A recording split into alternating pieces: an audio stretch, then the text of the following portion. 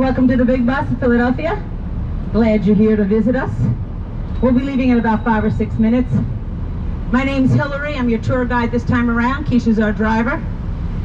There are 27 stops, but at this point, you're down to the last 3 buses of the day.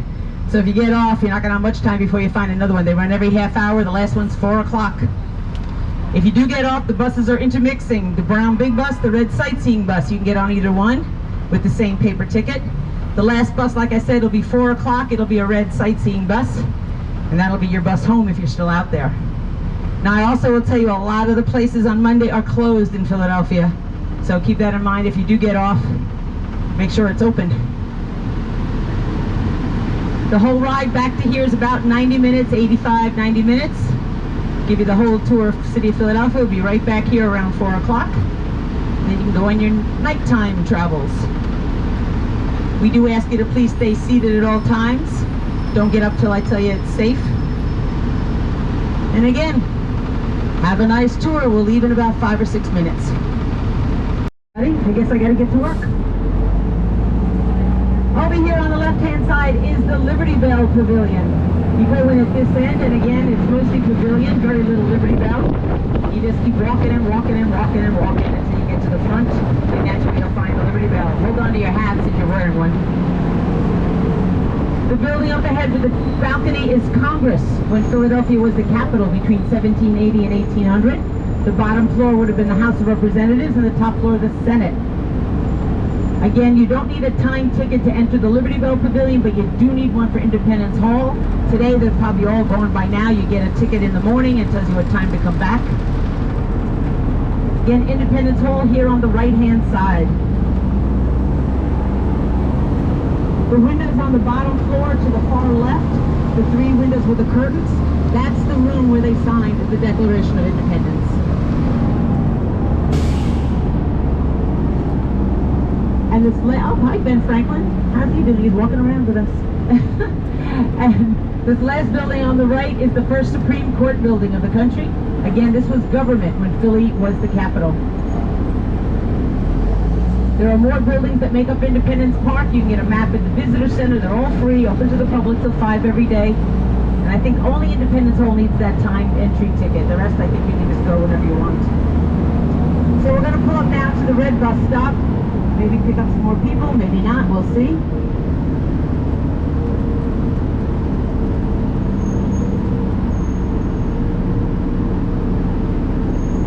This big red building, the Philadelphia Bourse. Bourse is a French word for place of exchange. This would have been the first stock exchange of the country. The building from the mid-1800s, built to stand for quite a while. Today it's offices on the top, a food court on the bottom, though I'm not sure much of the food court is left. My driver's Keisha. Then 90 minutes all the way around. We'll be back to stop one around a little before 4. There's only 3 more buses, the 3, the 3:30, and the 4. There's every half hour. The last bus is 4 o'clock, so keep that in mind if you do get off. So Philadelphia, the city of Philadelphia is 142 square miles, give or take a few. We're going to do 14 miles on this tour. We're doing what I call the footprint of the original city of Philadelphia, as William Penn laid it out in the 1680s. He came here for religious freedom from England, having become a Quaker, was being persecuted by the other faiths in England. His father gave him this land, came to Philadelphia, called it Philadelphia after a Greek word that means city of brotherly love. Coming up on your right after this building is the oldest synagogue in the country, Mikveh Israel, 1740. Still a synagogue today. Synagogues help raise money for the Revolutionary War effort. Also on our right, Christ Church Burial Ground. This is where Franklin and 4 other signers of the Declaration are buried. We're going to circle back around, so you'll see Franklin's grave a little closer when we come back the other side. And up ahead, the large building ahead of us on the right is the U.S. Mint, one of 4 in the country. We're the largest. The original mint did stand right here in Philadelphia in 1792. Back then, that mint could mint 2 million coins every year. This mint, 2 million coins every hour. There used to be free self-guided walking tours through the mint, but the government has not restarted those yet, so you can't do it. Now, William Penn, like I said, came here in 1682. He lived in London London, it was very crowded. People were getting sick all the time. He wanted his city to be different, open, green, more like a country. So with that in mind, he designed Philadelphia in a grid, a center square and 4 corners. We're going to turn right here, but I want you to look left as we turn right. Right behind us to the left is Franklin Square, one of the original corners of the original city. And we'll show you the other 3 corners as we do the tour. So the city wasn't that big if you think about where the corners are. Now, Quakers did not name things after mankind. They named things after nature instead. William Penn picked trees. All the east-west streets like we're on now were named for trees in the original city. This street is called Race. Now, of course, you're going to say that is not a tree, and you're right, it's not. But this was the edge of town. A lot of illegal stuff happened out here, including horse racing. And the nickname just stuck when everybody kept saying, meet me at the Race Street. So originally the name was Sassafras, which of course is a tree. And we'll show you how we know the name was Sassafras when we get to the next block. But if you're on a named street like Race or any of the other tree street names, you're walking east and west. If you're on a number street like 4th Street, you're walking north and south. So keep that in mind. It's very easy to get around downtown Philadelphia. Now, Philadelphia is made up of a lot of little named neighborhoods. It's all Philadelphia, but the locals give each little neighborhood a name. This one is Old City, aptly named because this is the original Old City. We're going to start our tour in Old City. We end up in Old City, a couple blocks over.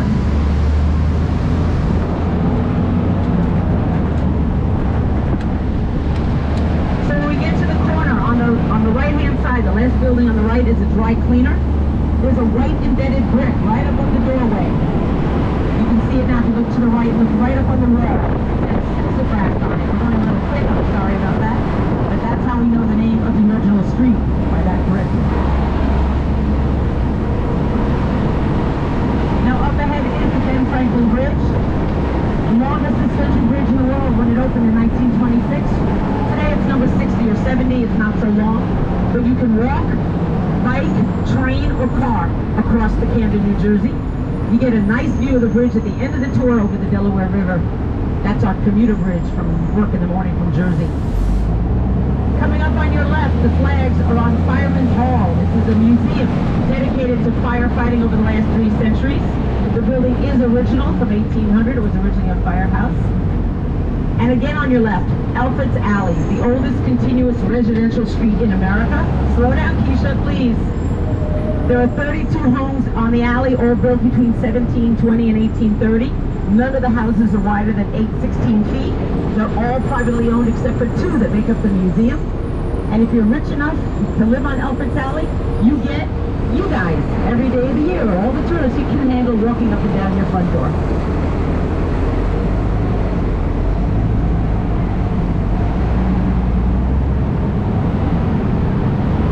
And we're going to turn on Arch Street. Now again, Arch is not a tree, but originally it was Mulberry Street. There was an arch a long time ago on the river's edge, and the nickname just stuck. So Arch and Race have nicknames, but then you start getting to spruce and walnut, chestnut, pine, locust, all the tree names. And this will bring us to stop number 2, Betsy Ross's house. Anybody getting off to visit Betsy today? She is open every day of the year. That's a federal building, not a city one. On the right-hand side coming up is Betsy Ross's house, where she lived and worked. She was a seamstress. She is credited with having sewn the first American flag, but this is a story. No one's ever proved it one way or the other. They say at the centennial they were looking for a good story. Her grandson said, I got one. Grandma told me Washington asked her to sew the flag. Good story. They kept it. Why not? Betsy is buried on the left-hand side of the patio. Underneath those trees is a green slab. She's buried there with her 3rd husband. First husband dies. Bye-bye. Second husband dies in England, having been caught doing something bad. He went to prison, died there. The 3rd husband actually did something bad in England as well, went to prison. He ended up being the cellmate of the 2nd husband. But the 3rd guy gets out. He doesn't die. He comes back to Philadelphia to tell Betsy what happened to the 2nd husband, that he's dead. They fall in love. She married the 3rd guy. He's the one that got buried with her over there on the courtyard. So you can visit Betsy Ross every day of the week. Coming up on our left-hand side, the largest Friends or Quaker meeting house. The land bought in the 1700s for a burial ground for the Quakers. The house came around 1800. It's still being used today as a Friends or Quaker meeting house. And on our right-hand side is our large bust of Ben Franklin, our buddy Ben, made from keys donated for children for his kite and key experiment. Next door on the firehouse is a plaque to Franklin. He founded the first volunteer fire department. And if you kind of turn back and look on the wall behind Franklin over here, turn back around, you'll see a mural to the firefighters, part of our mural arts program. We're going to see lots of murals as we go through the tour, all part of a program to combat graffiti. Now we're going to hear a lot about Franklin throughout the tour, because Philly wouldn't be Philly without our buddy Ben, including the fact that across the street on the left-hand corner is a plaque to him, because that's where Ben Franklin started the Philadelphia Academy, that today we know as the University of Pennsylvania. It started right down here until it moved to its new location in West Philadelphia.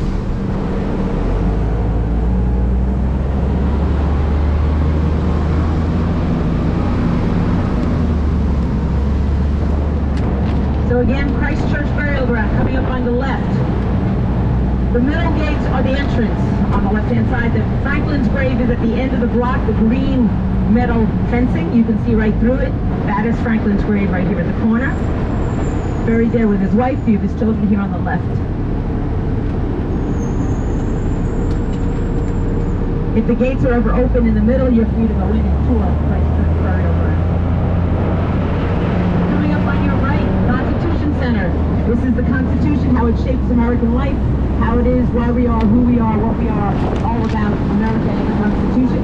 Everything about the Constitution is right here for you to learn, except for the Constitution. It's still in D.C. This is stop number 3 for the Constitution Center. Ahead on the right, the big red building is the Federal Reserve. This is the rules and regulation of our money system in the country. This is also where old money goes to die. Down in the basement, they shred billions of dollars every year to get the money out of circulation. And if it's open, there's a really cool exhibit in the lobby of the Federal Reserve, all about money, the old money, the new money, how we got to where we are from the beginning to now.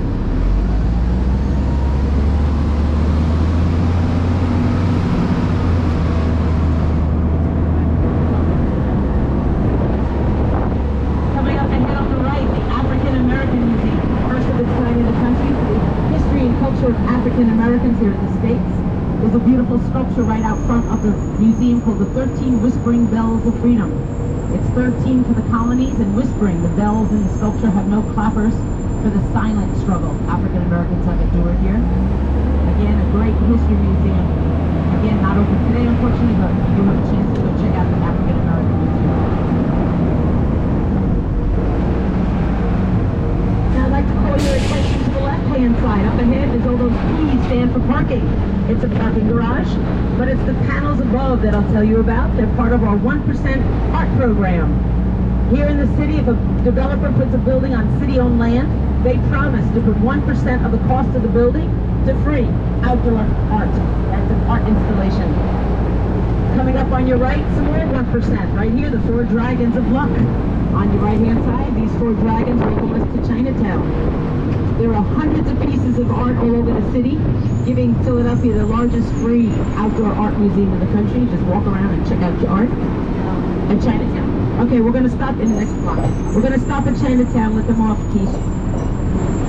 The first wave of Chinese came here in around 1870. It's about 7 city square blocks, Chinese restaurants, cultural institutions, shopping, all kinds of neat stuff in Chinatown, including the Chinese Friendship Gate. That's what we'll show you in the next block. It's a gift from our sister city, Tianjin. They came in 1984, put the gate up. And when they put the gate up, keep in mind, there's no traditional building materials. No nails, bolts, screw, glue, cement, nothing. The gate is a giant jigsaw puzzle that stands on its own weight. And we'll let these people off and then you'll see the gate because the stop is right before the red light. The gate will be to your right as we cross the intersection. You won't miss it. You just have to look right once we get to the light.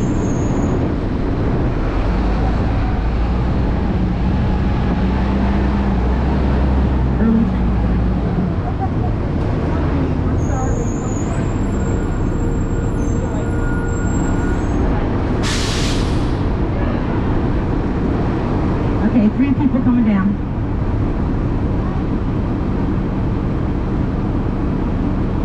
So the front of of us could probably get a peek at the gate if you look around the corner. The rest of us will have to wait till we get to the green light.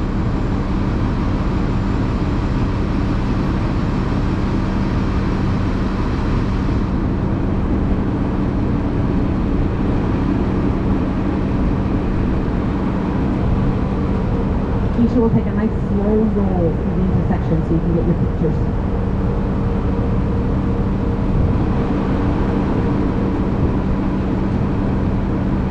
Okay, look right, here we go.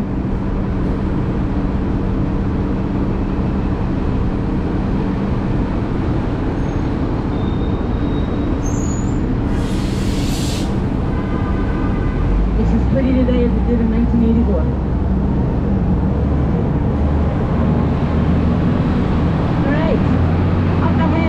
Parkway crossing over the street straight ahead of us. Back in the late 1800s, all that land up there was owned by the Reading Railroad. When they bought the land, there was an outdoor farmers market already established. And at that point, the vendors said, railroad, we're here first, we're not leaving. So the railroad compromised, and what they did was they enclosed the outdoor market into the indoor market it is today, the Reading Terminal Market. Now the walkway that you see in front of us, those were train tracks. The trains would come off on the right-hand side, go across the street, and right above you'll see like a half a dome next to the walkway. That's the train shed above the Reading Market. Today that's a walkway from the convention center to the grand ballroom. That half a dome on the left is the grand ballroom for the convention center. Our convention center is as big as 17 football fields. We have a lot of conventions at one time in Missouri. And here on the left is Reading Terminal Market. We will pull over to stop 6. Anybody getting off will get off. It's open every day from 8 to 6. It closes at 6. It has over 85 vendors, all kinds of food, whatever you want to eat. But it has stores, boutiques, fresh fish, meat, vegetables, poultry, fruit, whatever. It's a grocery store as much as it's anything else. So if you want to visit the Reading Terminal Market today, you got till 6 or first thing in the morning. One of the first vendors that signed a lease with the railroad was Bassett's Ice Cream. They're still making ice cream today from the late 1800s, 5 generations later. The first flavor of ice cream that Bassett's decided to make was called New Jersey Sweet Yellow Tomato Ice Cream. It's not so good, I'm sure, and they don't make it anymore, I'm pretty sure. So we're going to pull over. Anybody getting off at the Reading Market right now? Yes? Okay, hold on. 2 people coming down, Keisha.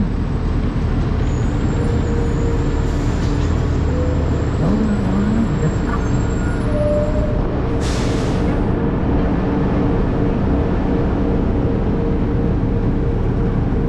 Let the 2 people come down. So for those of you still with me, if you look to your right, you see the big square building. Look to the left at the sky. Up next to that building, you'll see a guy in the sky.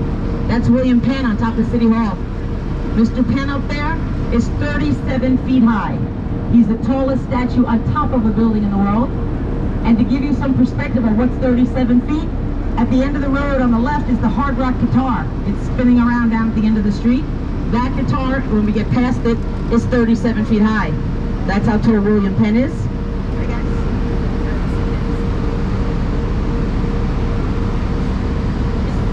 We can sit 4 right here too.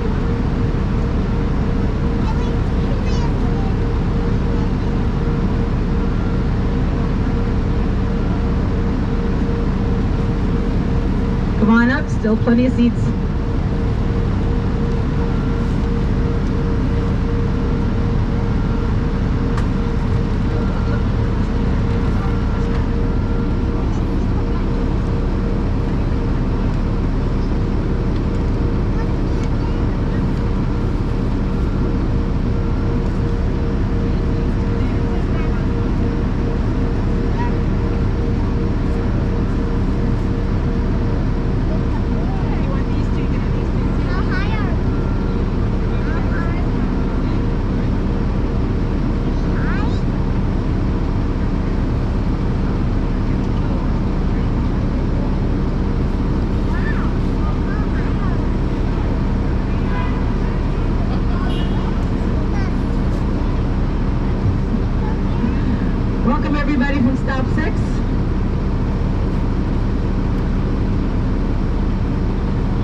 If this is your first time, second time, third time around, sit back, enjoy, relax.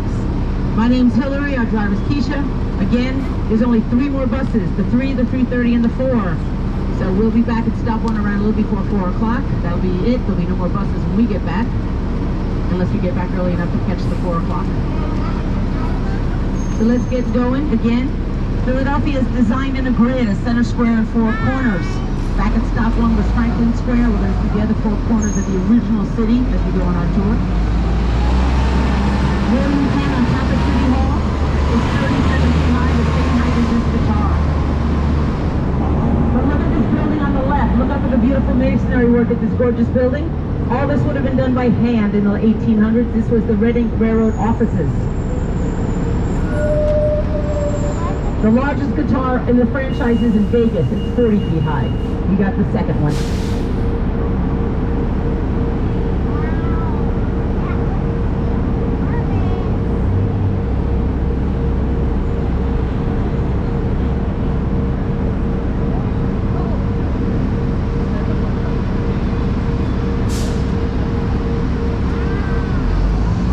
As we turn, we'll be facing City Hall again, center square for the original city.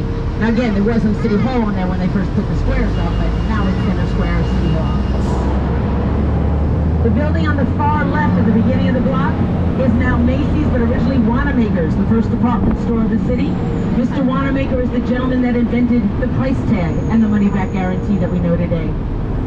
Now if you look to the right, straight ahead of us on the side of that building is a mural. It's blue, has a tree and ladders. Again, part of the mural arts program started about 60 years ago to combat graffiti. There's murals all over the place. City Hall up ahead of us, the largest municipal building still in use today in the country. It took 30 years to build City Hall. It has over 700 rooms, 250 sculptures, all done by Alexander Milne Calder. It also has no internal steel structure. It's all block on block on block, and therefore no central air conditioning. If you look at the windows, everybody gets the window unit treatment. We'll see City Hall from all 4 sides as we go through the tour. Right in front of us is the Masonic Temple, home of the Freemasons. The Freemasons are a group of people with a belief in a God. They do a lot of philanthropic work. This temple houses 7 distinct Masonic lodges here in Philadelphia. Again, there's the north side of City Hall now as you go around the corner. And on our right-hand side, some more 1% art. There's flame pieces on the plaza called It's Your Room, and the black abstracts called Government of the People, and 2 more murals from the mural arts program hanging from the buildings.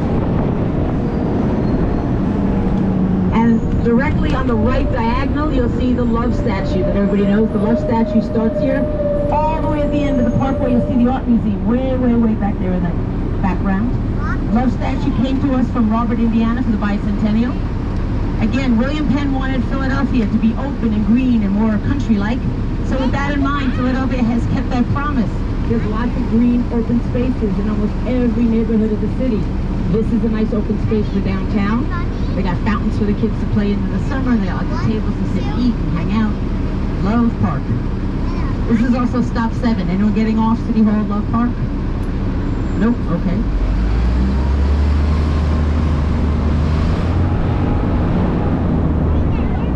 In a couple of months, this will be Christmas Village. They'll turn it into a Christmas shopping center.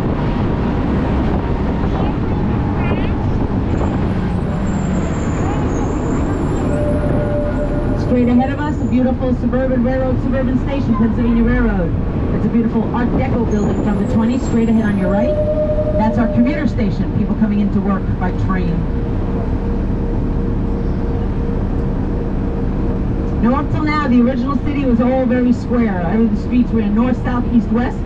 We are heading to the first diagonal street of the city. A couple back there, a couple up there.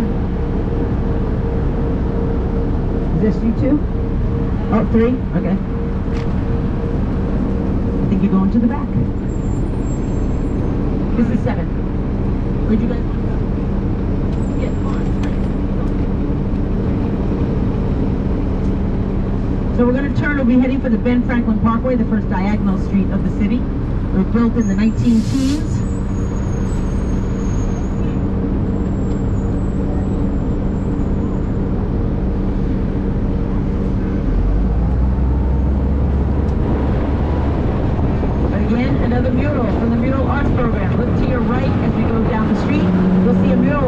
red building to the far right, Lower Meridian. There are over 4,000 murals all over the city, hanging over all kinds of buildings. Now as we turn left here, the far left is our Holocaust Memorial Plaza, the first of its kind on public land for the 6 million that perished in the war. Now when they built the Parkway, there were a lot of buildings out here. They had to destroy over 1,300 properties that made up this area.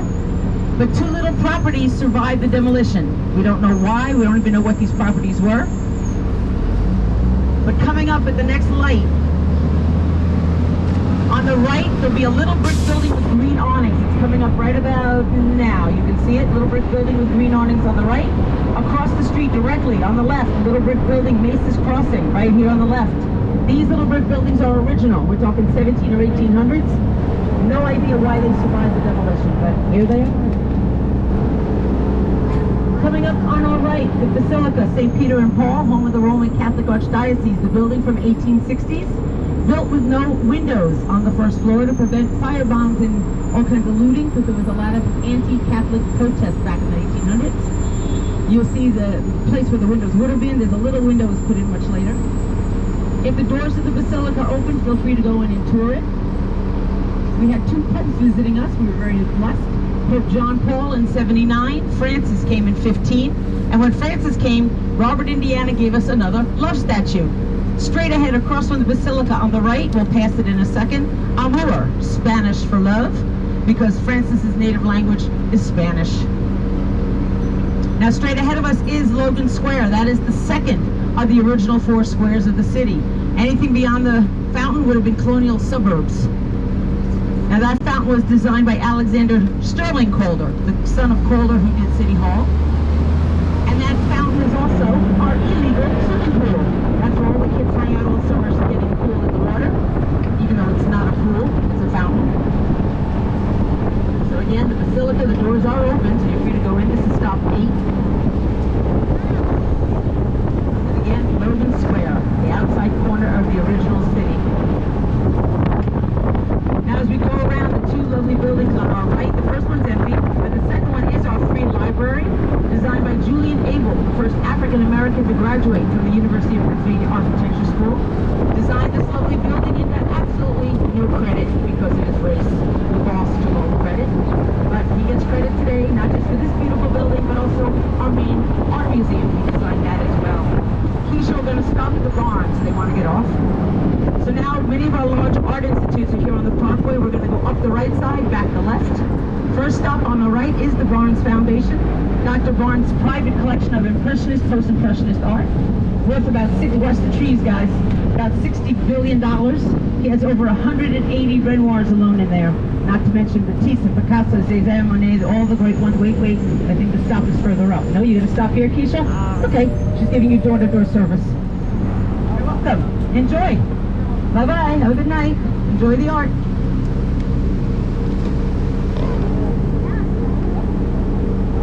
So if you like Impressionist art, don't even bother with the art museum. They have their own, but this one has all of it. Now, the Barnes is open today, so is the art museum. They're moved down, but tomorrow, they'll all be closed.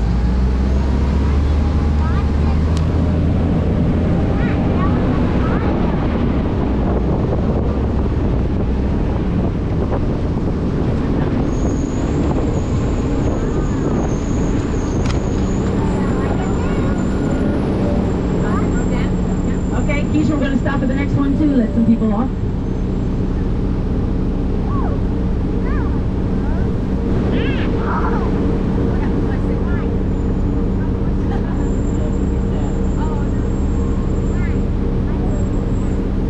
Coming up on your right is the Rodin Museum, largest collection of Rodin sculptures outside of Paris. They're all originals, not reproductions. In a minute, when we get to the front, you'll see the Thinker, whose famous piece. Inside the gate, it is open today. Inside the gate, we're going to pull over, let these guys off. There's another famous sculpture of his called the Gates of Hell, which actually the Thinker was a little part of originally. So again, okay guys, wait a minute, we got to stop for a second. Okay, there we go. Alright, and again guys, if you don't get another bus, you're on your own. Have a good night. Bye-bye. Watch your step on the stairs.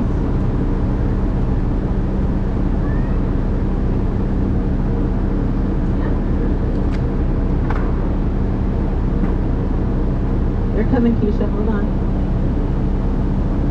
And the neighborhood we're going to turn into is called Fairmount. Fairmount, lovely neighborhood to live in. It's also the home of millionaires and mansions back in the 19th century.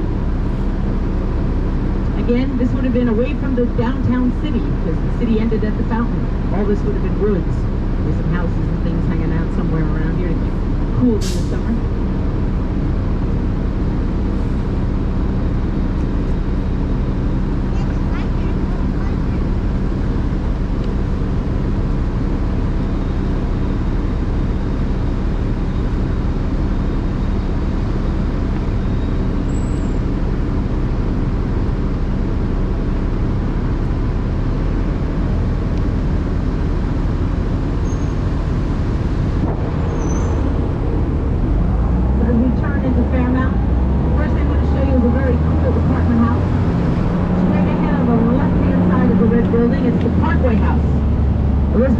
Designed it in the 50s with a very cool design so that every apartment from the corner here, the east side, to the far, the west side, gets the same amount of sunlight as the day progresses. Look at all the curves and turns and patios and all kinds of nonsense on this house. Now, of course, everybody's happy. It's a great design until, of course, on the right-hand side, Whole Foods moves in and builds that box and blocks the sun on the east side. Nothing you can do about it.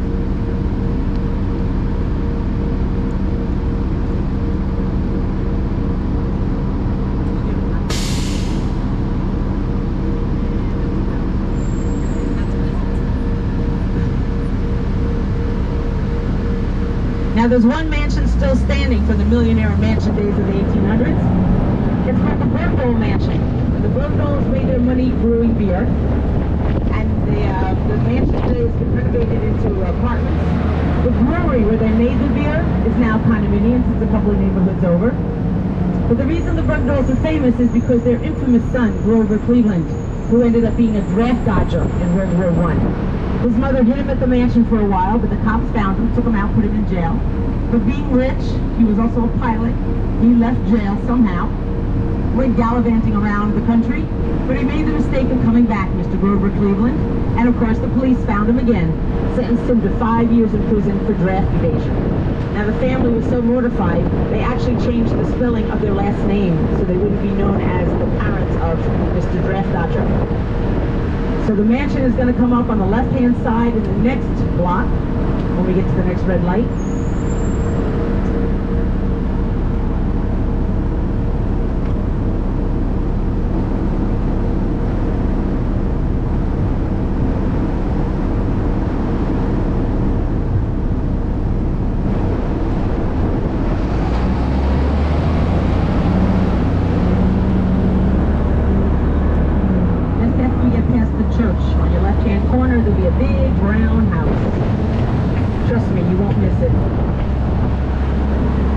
Again, this house had to be built somewhere in the early mid-1800s. There it is, left-hand corner. That's just the front.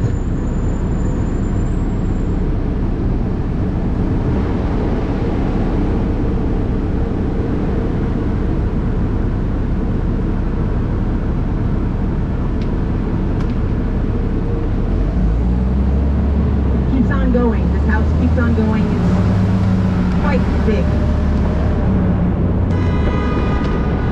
That's one family house.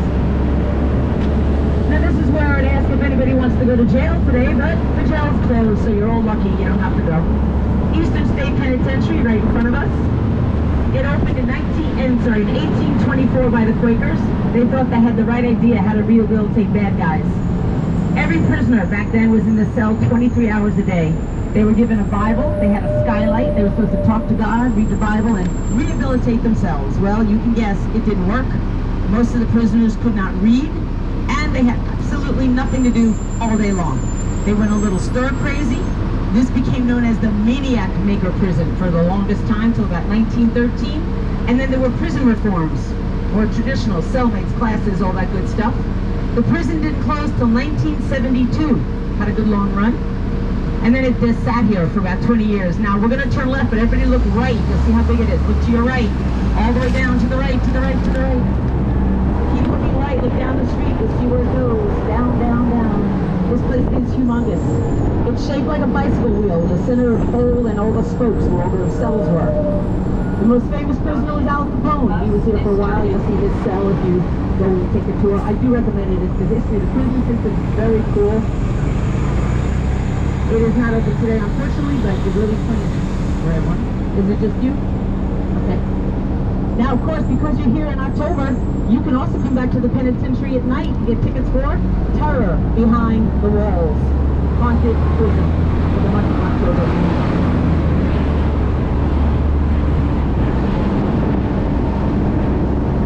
The prison is a self-guided walking tour, about an hour and a half to 2 hours. Take it at your own pace. And I believe it will be open again, not tomorrow, definitely Wednesday. Again, this is Fairmount, lovely neighborhood, lots of little restaurants and bars. You're right near the art museum, the water. Philadelphia is also known for row homes. Row homes are nothing more than connected houses.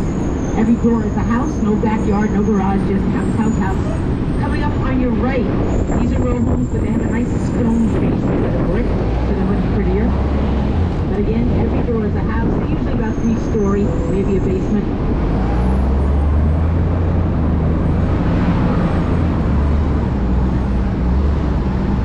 And this will bring us to stop number 12 on your map, the Permanent building at the end of the block when we get there.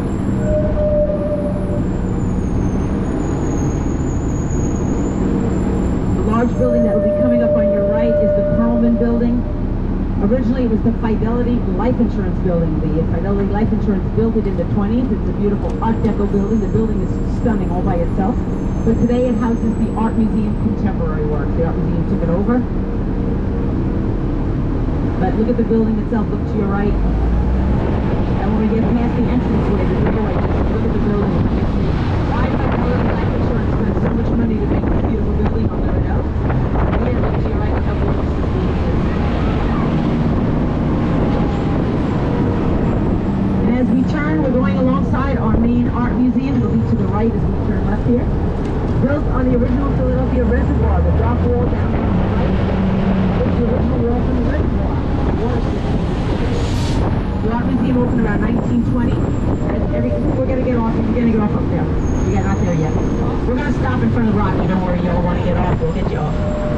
Art museum has everything a world-renowned art museum should have. And you can spend weeks in there to see everything. If you look at the roof line, those little structures sticking up, they're beautiful and functional. Those are lightning rods, believe it or not. The lightning rod invented by our buddy Ben. They're all over the roof line of the art museum, obviously for fire. And again, straight ahead of us now, since we didn't turn, is Joan of Arc on the horse, the old lady in front of us, given to us for the 100th anniversary of the French Revolution. Now, most people think the art museum, the front of the art museum is where Rocky is. Of course, everybody calls it now the Rocky Steps, not the art museum. But where Rocky is, that is actually the back of the museum. The front of the museum is to our right, where all those cars are going up the hill in the back there. The front of the museum has all 4 steps to get in. The back of the museum, where Rocky is, 72 steps. You gotta climb every one of them. So we're gonna head back to the back of the museum. We'll go take a view of Rocky. We'll let some people walk.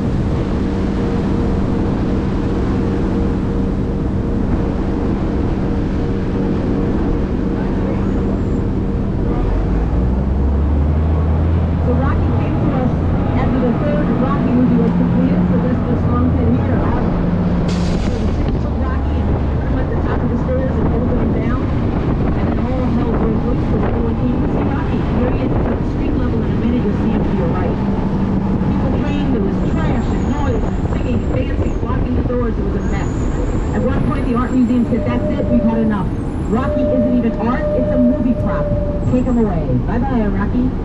Not yet. Gotta get around the corner. They took Rocky down and put him at the sports complexes in South Philly. And all the people left here and went to South Philly to take pictures of Rocky.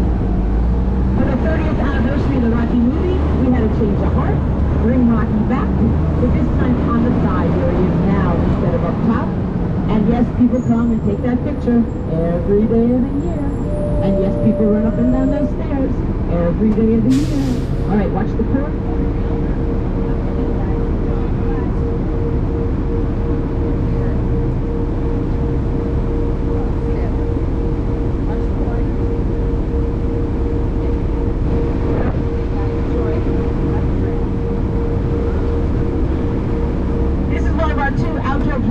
we have our July 4th celebration, Thanksgiving. The Pope held his mass out here on the Parkway, on the plaza.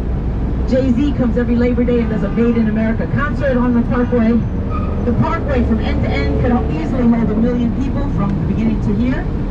They set up jumbotrons and all that good stuff. Plenty of seats. You can, hello. Have a seat. How was Rocky? Everybody enjoy himself? To our left is our Washington Monument. There's Washington atop the horse, sculpted from an actual mask of his face, so we know it's accurate. And he sits on top of a piece of land out here to the left called Egan's Oval, named for Thomas Egan's, the famous Philadelphia artist. So this is your view again of the Rocky Steps to our right. Somebody's running, not very fast, but he's going to make it to the top.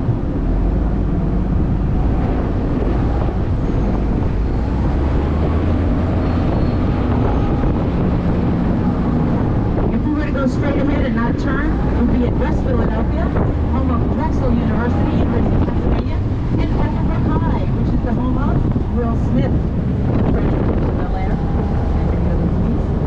So we're going to go back down the other side of the Parkway now. And you may have noticed all the flags as we came up in the center of the Parkway. Those are flags not of the United Nations. They're actually flags of significant populations that live here in Philadelphia. There's 109 countries represented. They're all in alphabetical order except for 4. Those 4 have a statue associated to the country, so the flag is in the statue. You can walk up and down and find your country of origin. They fly 365 a year. Now we'll just take a nice ride down the Parkway.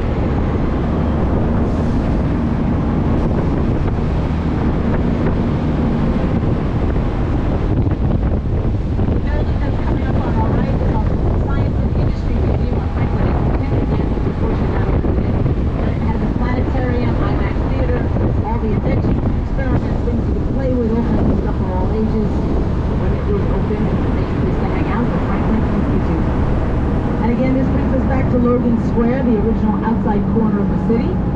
In the 1800s, this would have been where the gallows were for the city, as well as the potter's field. Anybody need to get off here at Logan Square, Franklin Institute? Nope. Okay. Now this is also where you get to see 2 of our 3 skyscrapers. If you look to the right and look up, the further one is Comcast 1, the nearer one with an antenna looking thing is Comcast 2. Philadelphia only has 3 skyscrapers. Liberty 1 is the first one. You can't see it. We'll see that in a little bit. But there's a story why our skyline is so boring. And the story is that up until 1980, there was a gentleman's agreement in Philadelphia that no building would be taller than William Penn's hat on top of City Hall. Boring, boring skyline. You can see William Penn from everywhere. Well, they needed space. They needed money. Finally, someone said, that's it. We're building a tall building. The citizens went nuts. There was a big fight. Yes, no, yes, no. Well, the developer wins. And the citizens said, if you build that skyscraper, you're going to curse the city. The developer said, we don't care. They're building it. Sure enough, they finished Liberty 1, and then the curse came. For the next 20 years, our sports team stunk. We couldn't win anything. When I tell you, you'd wake up in the morning, William Penn had a hat on, a jersey, pants. They were dressing him up trying to change the curse. Nothing worked until Comcast won. One of the workers said, okay, I'm going to fix this curse for once and for all. At the top of the building, what did he do? He placed a little William Penn statue, making his hat the highest in the land.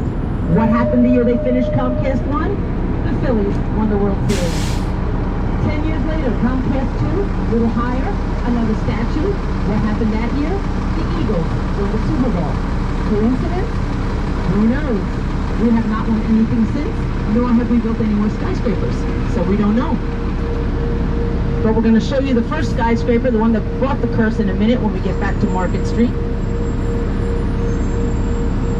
Again, this is basically downtown. This is apartments or residential, but most of it's office buildings, which again, because of COVID, is not very crowded these days.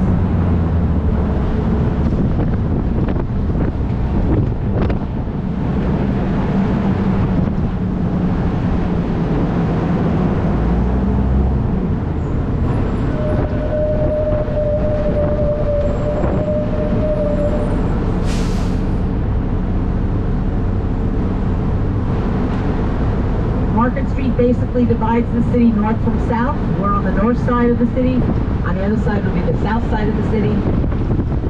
And again, we are driving north and south because we're on a number street.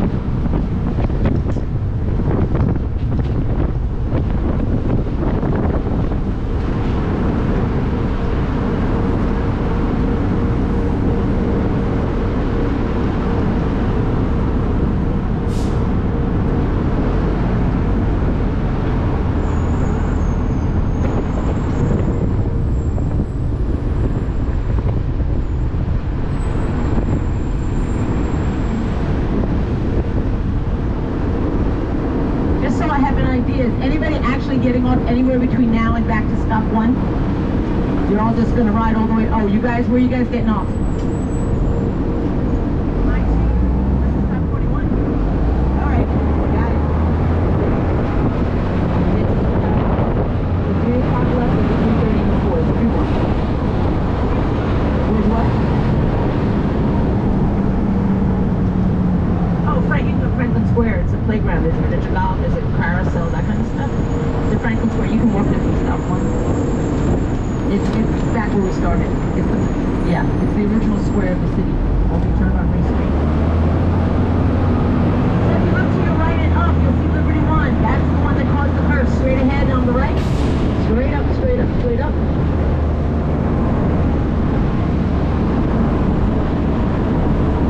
But there's a very cool view of Comcast 1 with this great reflection in it. Everybody look to your left. When we get to this alleyway, look left right after this building. And you'll be right in front of Comcast 1 and a cool reflection of the building in the building. Look to your left.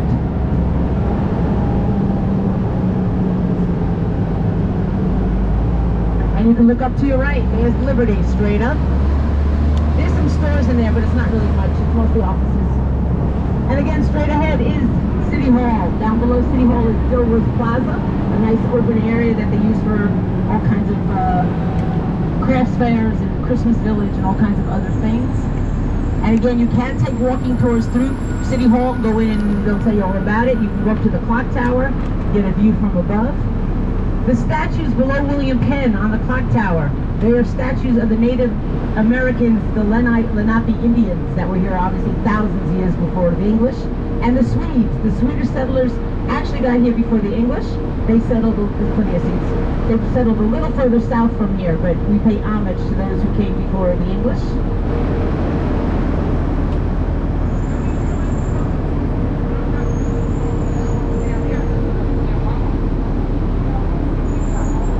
Down by the river?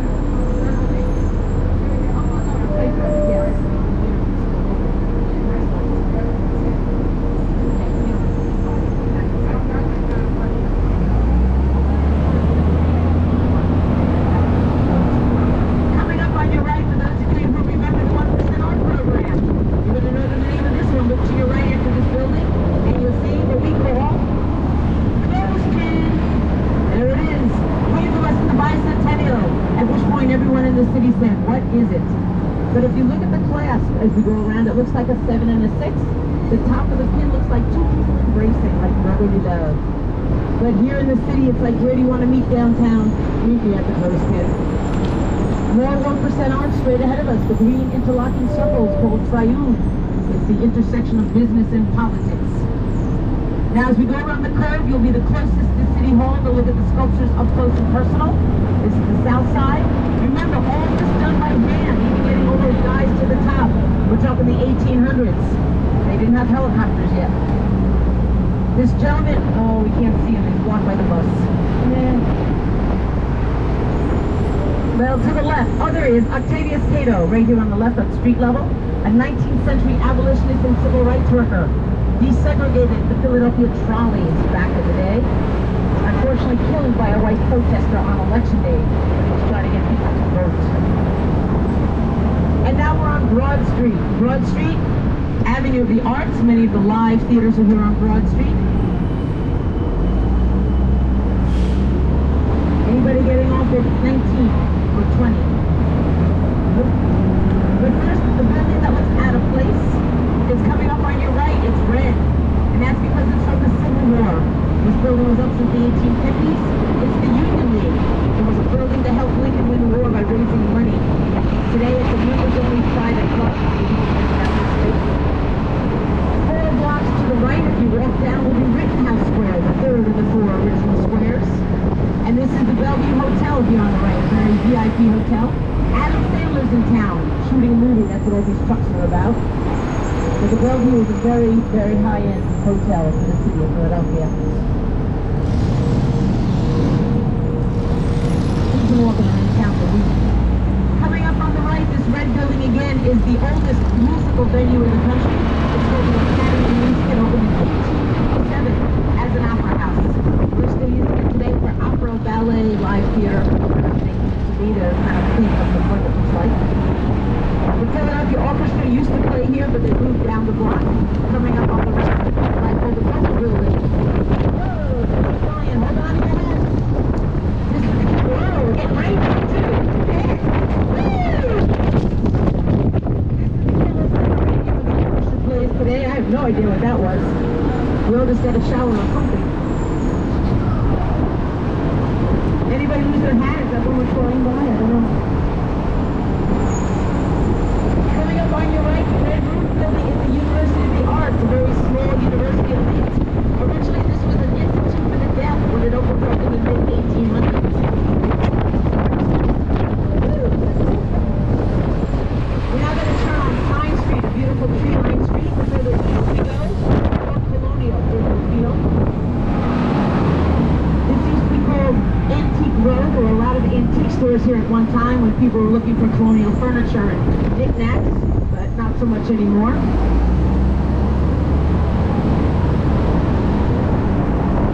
But there'll be another mural coming up at street level at the corner. Across the street is a building. At street level is a mural of everything Frank. The building is a bar. If you look to your left, you'll see Frank Sinatra, Frank Zappa, Frank, all kinds of Franks on that mural, because the name of the bar is Dirty Frank's. And again, this neighborhood used to be called Washington Square East, but now it's called the Gayborhood. This is where the LGBTQ community call home, and they nicknamed it the Gayborhood. City said, okay, that's our newest little neighborhood. But Washington Square, again, we don't see it, but it's down in the neighborhood, is the 4th of the 4 original corners. Keeping with the open green area, right here on the left, Con Park, a little park for this neighborhood, for the citizens to hang out. All the neighborhoods around the city get a little green area somewhere.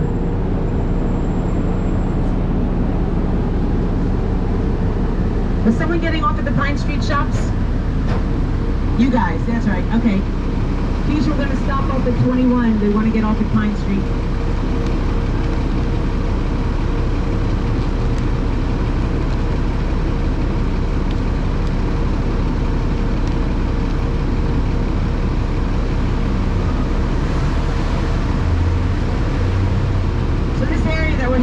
Society Hill or whatever. In the 90s, this was the most dilapidated part of town, very cheap living, very disgusting. At that time, they were going to just erase it all, just raise it all down. Like, we had a city planner back then named Edwin Bacon. If the name sounds familiar, it's the father of Kevin Bacon, the actor. He said, no, don't destroy everything. Sell it cheap, make everyone fix it up the way it used to be. And sure enough, what was once the cheapest place to live is now the most expensive place to live in town. So we're going to pull over in a minute, let you guys off.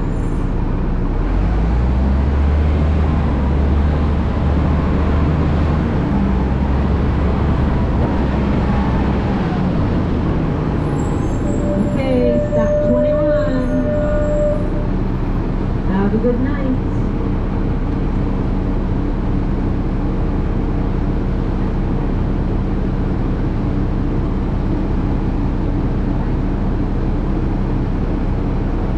People coming down.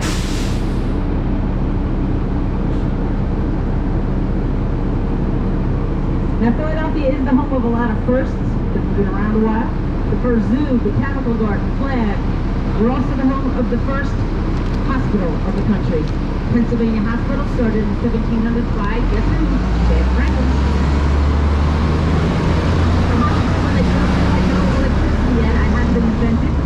So they had to build a surgical amphitheater under a skylight. They only did surgery on sunny days like today. Anesthesia had not been invented yet. They had 3 ways to knock you out for surgery: whiskey, opium, or a good hit on the back of the head. The hospital's on your left-hand side coming up. The original hospital will be the second building. You can look at the roof line and see the skylight over the surgical amphitheater. Look left at the courtyard here. Now this was a free hospital. This is the original hospital. It was free, but they had to make money somehow. They actually sold tickets to surgery.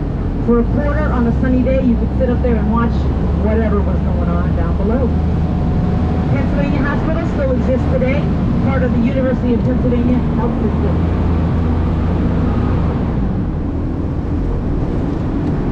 Now I'm going to show you guys a really cool invention. A gentleman invented this for his wife, so she wouldn't have to go up and down all the stairs every day or all the time. It's called a busybody. It's a 3-way mirror, hangs out of the window. If you were on the 3rd floor and someone knocked at the door, you could look at the mirror. You could see who it was and decide if you wanted to go down or not. If you wanted to know what your neighbors were up to, you could look in the mirror. You saw them, they didn't see you, hence the name busybody. Now, follow along. Right-hand side. You see the red traffic light, the 7th Street sign across the street? First house, as we cross over the 3rd floor, it's hanging out the window. Second house, 2nd floor, it's hanging out the window. We'll go right by them now. Keisha, we'll go slow. Look at the first house, 3rd floor, second house, 2nd floor. You'll see the busybody. If you don't see it now, you'll see it again. Trust me, there's all over the place down here. You see him hanging out the mirror? The mirror is hanging out the window. The last house on the right has one right on the 2nd floor. You can't miss it. Now, William Penn had a holy experiment, H-O-L-Y. Everyone in Philadelphia, worship as you please. With that in mind, look to your right as we go down the 6th Street. Look down to your right here. You'll see the Mother Bethel Amity Church, started by a free slave named Richard Allen. He didn't like being segregated like the other churches. That church has been on that lot since the 1790s. Coming up on your left is a synagogue from the late 1800s. All these churches are still going strong today. Here's the synagogue on your left, right here among the house.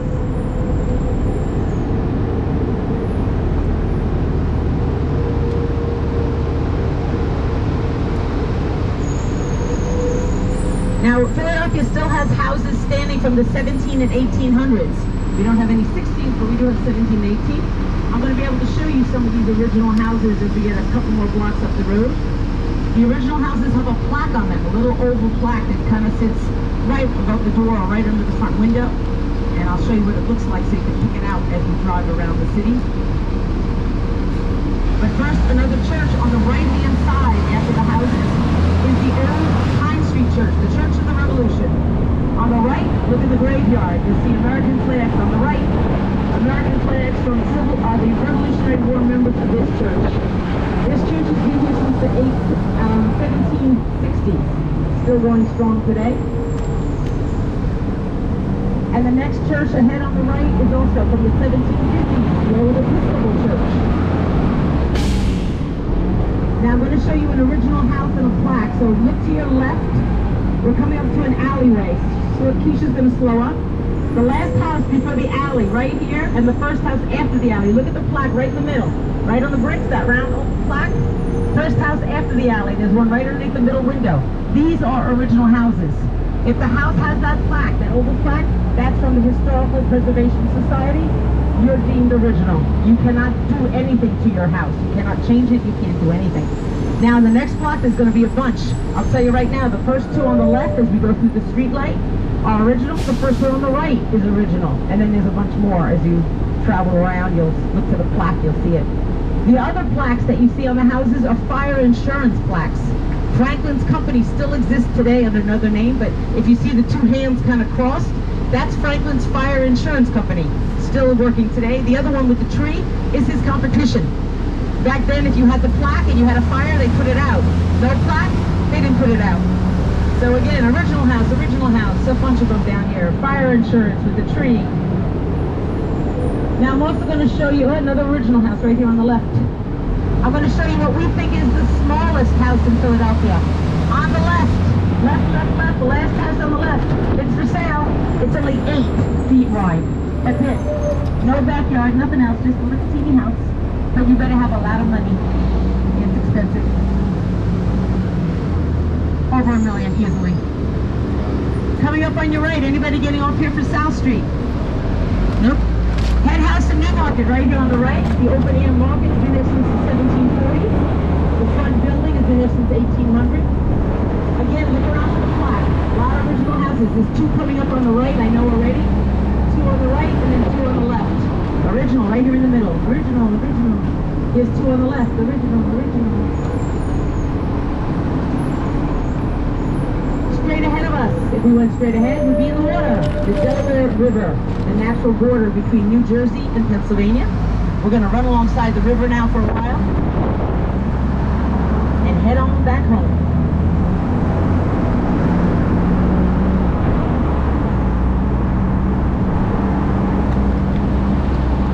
The next stop is 22, the Vietnam Memorial. It's on the right-hand side. You'll see it better when we turn the corner, but it's much like the one in D.C. The local men, MIA, those who lost their lives, engraved in the black granite at our Vietnam Memorial.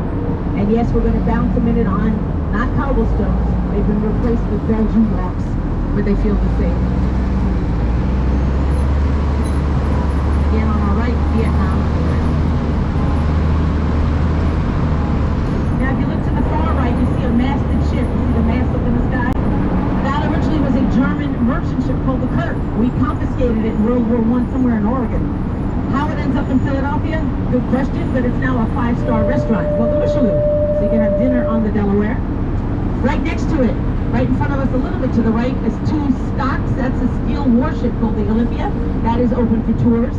And there's a submarine right below it called the Lacuna.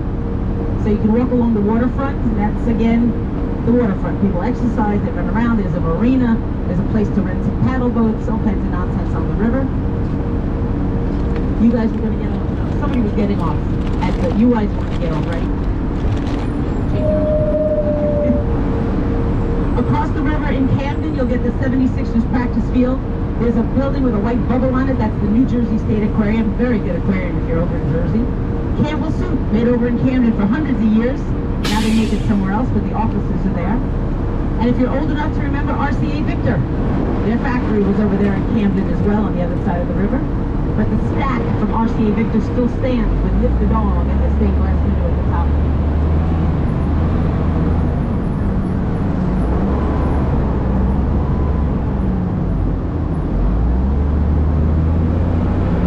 We'll see the river a few times. We have a couple of runs across the river here. Now we're going to go back in time for a little bit while we wait for this red light. Where we are right now, all this area that you're looking at, all the way up to the 3 tall buildings to our left, up there on the 3 on the left-hand side, all this was water. This was the river. The river ran to those 3 buildings. Those 3 buildings stand on land on the left. That was the Dock Creek Market. It was a commerce center, or a distribution center, or a warehouse for the city of Philadelphia, originally. And the boats would just come up, buy, sell, whatever they were doing, and then go right back out the river. The Dock Creek Market actually stood and was still working in the 1950s. They finally closed it up and then built those towers. If you go to the right of the towers, kind of on an angle, there's a red and white brick building all by itself over there, a big building. That's the U.S. Customs House. That has been a customs house since colonial days. It's still, and again, the boats would come right up to it, gain entry to the Port of Philadelphia. That is still Philadelphia's customs house. And because it's been around that long, they get the honor of being the oldest federal agency in the country, the U.S. Customs Houses. The highway that we're going to cross back over in a minute is I-95. It runs the whole east coast of America, Maine to Florida. And we crisscross over it because it divides the city from the river. So they had to devise a way for us to get back and forth over 95. Nobody getting off at the hill, right? Okay.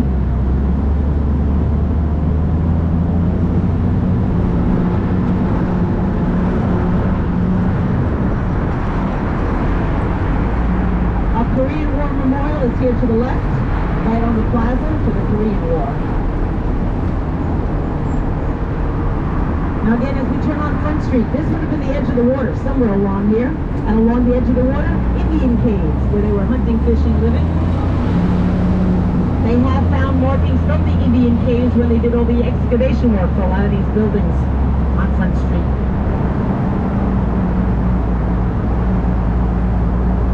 And Philadelphia also claims to be the birthplace of the U.S. Marine Corps, mid-1700s. The Tun Tavern stood on the right-hand side. There's some steps coming up. At the Tun Tavern, as they say, that's where they started the recruitment of the U.S. Marine Corps, right here at the Tun Tavern where it stood on the right. So if you're in the U.S. Marine Corps or know anyone, this is the birthplace. Tavern Country. Our last large memorial here on the right is the Irish Memorial for the Irish famine of the 1800s. Large two-sided memorial. The front, the people who got out of Ireland and survived. As we go past the back, the people who did not survive. And this brings us to Penn's Landing, the other outdoor playground for the city of Philadelphia. I'm going to show you the Battleship New Jersey. When we get past the trees, everybody look to your right. Look to your right, look across the river. You'll see the battleship. Way across the river, look to your right. Big ship, can't miss it. If you don't see it now, when we turn the corner, just look back. You'll see it. But we hold ethnic festivals, music festivals, all kinds of stuff out here on Penn's Landing. Down below, ice skating all winter, roller skating in the summer. Oh yeah, they've dismantled a lot of it already. And again, the Betsy Bridge from coast to coast, still in the dance.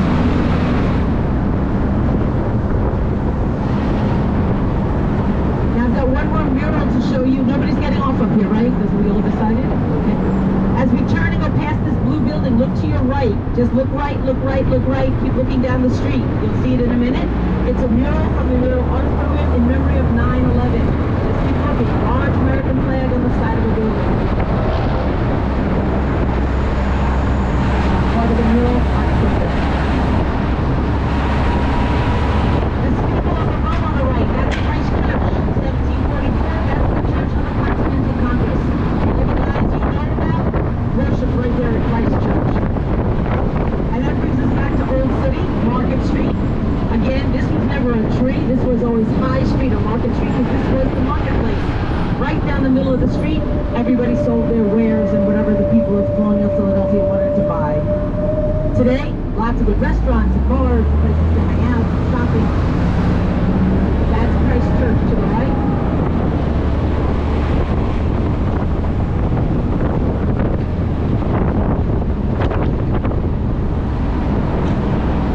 Head back to Independence Park. The last place I'll show you is called Franklin Court. The Keisha drives us a little bit slower. Coming up on the left, in the middle of the block, are three buildings that look alike. This is where Franklin lived and died. Here it comes right now. These are the ones with the balconies. There's a post office. He was the first postmaster general. There's a printing office. He did print Poor Richard's Almanac. If you go through the archway, a ghost structure of his house. Underneath the whole place is an underground railroad to everything Franklin. Everything he said, did, invented, it's all there. Everything you want to know about our buddy Ben, there's the place to go. Including this little piece of trivia for you. That post office back there, these are all reproductions, not the original places, but they restored them. That post office is a working post office. Sells stamps, mail letters, whatever you want to do. Everything a normal post office should have except for one thing. It does not fly the American flag like every other post office in America. And that's because when Franklin was the postmaster general, the flag had not been sewn yet. So for that reason, that is the only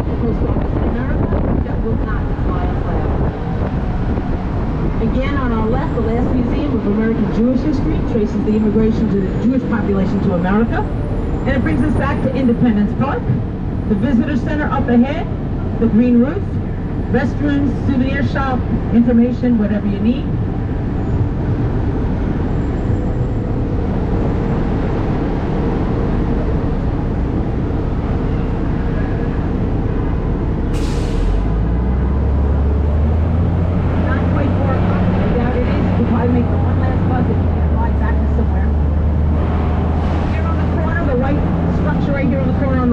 Would have been the president's house when Washington and Jefferson were president here. This is where the house was. The Liberty Bell wasn't there then. This was just the president's house. So again, thank you for riding the big bus. Thank you for coming to visit Philadelphia. We love seeing you. Keisha and I do appreciate tips. There's a can at the front door. We split those tips 50-50. I'll be at the front door if you have any questions. And again, everybody gets off this bus. The next bus is down the street, the last bus of the day, the 4 o'clock. Whoa, no, you're not supposed to get up yet. Hello. No, please hold on. Don't move. Don't move. I was just about to say, don't anyone get up till I tell you to. You snuck it down there.